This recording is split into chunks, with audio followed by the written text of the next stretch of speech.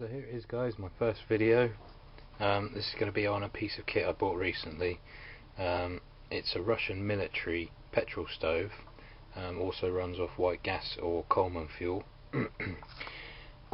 Speaking of which, I first of all bought a Coleman Pumper petrol stove, and I wasn't particularly impressed because it leaked between the fuel tank and the burner part.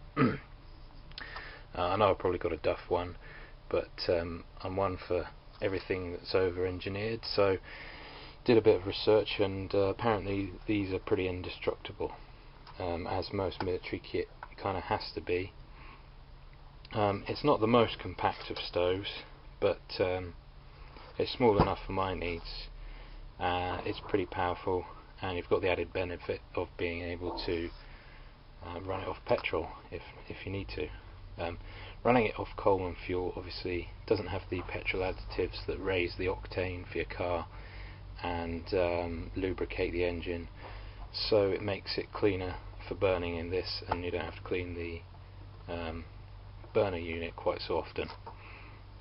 So it comes in a case with a little handle there, and unfolds, and inside we've got the tool which you can use to service it, take it apart, clean the inside, which to be honest you'll have to do very, very infrequently.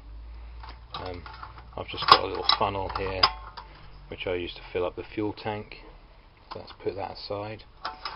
And then the other thing which comes out is the adjuster knob.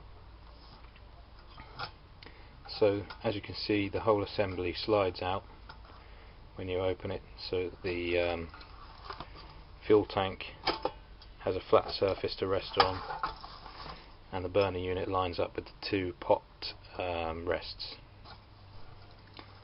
Everything comes apart, so you can remove the whole assembly, and this heat shield is movable to access this valve, but it also comes off. So what you've effectively got is a tiny fuel tank with the lid, which has a built-in safety valve. They say you shouldn't use pans of a certain size, or if you do, keep them over to where my fingertips are. Otherwise the pan will get really, really hot and cause the safety valve to go off, and you'll get 6-foot flame shooting into the air. So best use a small pot, or move your pan over and adapt. So if we move the heat shield up a little bit, you can see the petrol is drawn out of here with a wick and moves down into this burner unit. There's a valve on there which, if you turn fully anti-clockwise, a pin will come up to clean the opening where the fuel comes out, and fully clockwise is off, meaning that halfway in between you've got fully open valve. And the way it works is fuel comes out of the valve when you open it and fills up this little cup, and that's your pre-ignition. So you fill it up, shut the valve again and light it. That'll burn for about 30 seconds, warming up the heater assembly, warming up the heat shield, and in turn heat transferred into the fuel tank will heat up the airspace above the fuel itself. That will then create pressure, which will then force the fuel out of the fuel tank at such a rate that when you reopen the valve after the heating process, it's now coming out as a vapour.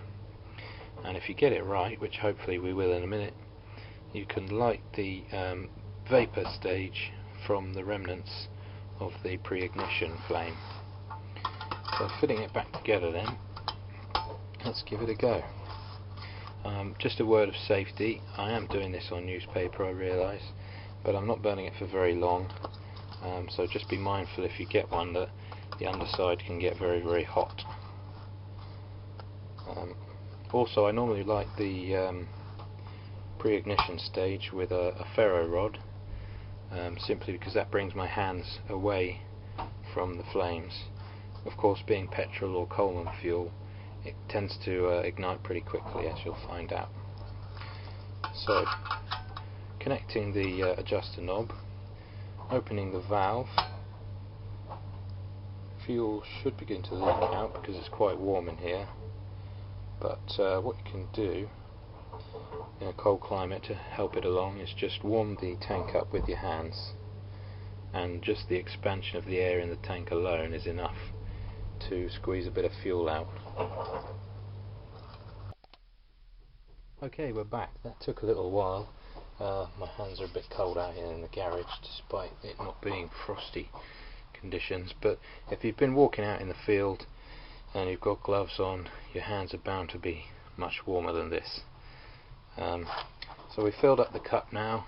I'd normally use a ferro rod, as I might have mentioned, but today in these confined spaces we're going to use a match and some pliers, because it, as you'll see, it goes up quite ferociously. So the valve's fully closed now. The pre-ignition cup's now lit, and that's now warming up the heater assembly, passing heat through to the tank and creating expansion for vaporized fuel to start coming through. A few hisses and whistles as the airspace in the valve burns off a little bit. And hopefully, as this starts to die, we'll be able to open the valve,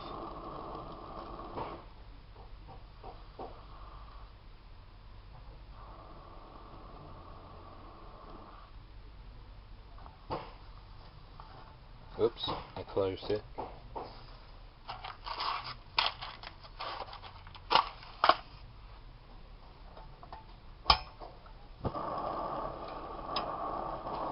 Open the valve, and away she goes. Believe it or not, that's actually on.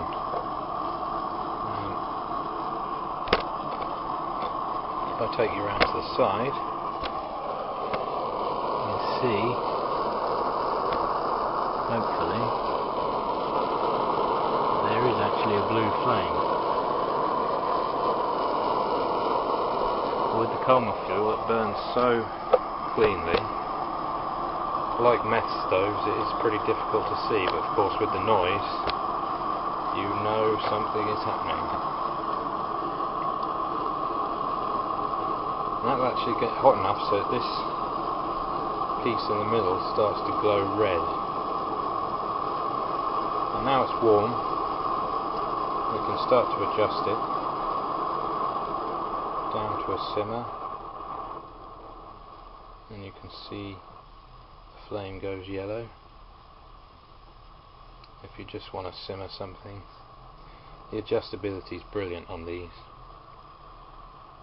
What people do suggest on the stove forum that I looked at is you can get these, it's like a wire mesh in a sort of square about that big with ceramic material. They use them in chemistry labs, you might remember them from school. Putting that over the top helps you to modulate the heat a little bit better. There you go. That's just how low you can go before it switches off. That's almost fully clockwise.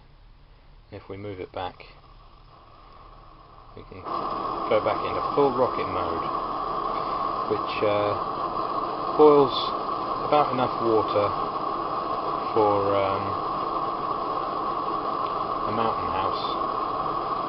So sort of 300 to 500 ml in about 3 to 4 minutes. And you see we've just got a little bit of leakage out the side here, which is corked, and I think that's from where I had it on low for a little while. Yeah, it's burnt off now. And just close the valve, and you're done. Of course, if it's got red hot, it'd be a good idea to keep the lid open, let it all cool down, just to be on the safe side, and then fold it away once it's touch cold. So that's it then. I'm just going to let it cool down now before I close the lid. This is Tim, the Dorset Wood Cleaver, signing off. Any comments, I'd be interested to hear them, and if you like the video, please subscribe, and I'll be doing some more stuff soon.